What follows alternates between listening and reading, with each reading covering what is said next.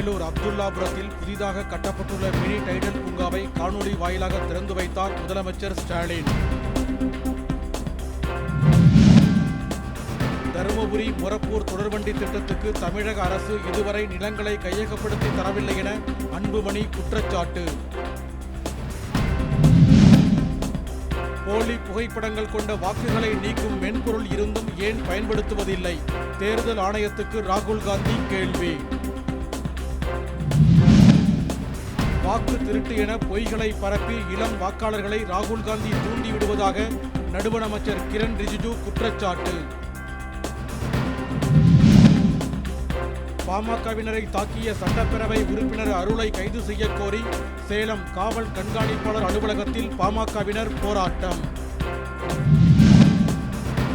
கிராம நிர்வாக அலுவலர் பணியிட மாறுதல் கலந்தாய்வு முடியும் வரை காலி பணியிடங்களை நேரடி முறையில் நிரப்ப உயர்நீதிமன்ற மதுரை கிளை தடை. நாற்றம்பள்ளியில் இருசக்கர ஊர்தியில் இருந்த 2,72,000 ரூபாயை திருடிச் சென்றவர்களுக்கு காவல்துறை வலைவீச்சு.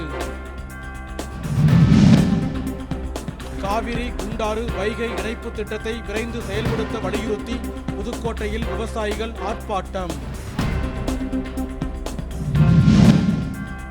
திருப்பரங்குன்றத்தில் உள்ள பாலல் சுனை கொண்ட சிவபெருமான் கோவில் அன்னாபிஷேக விழாவில் திரளான பக்தர்கள் பங்கேற்று வழிபாடு.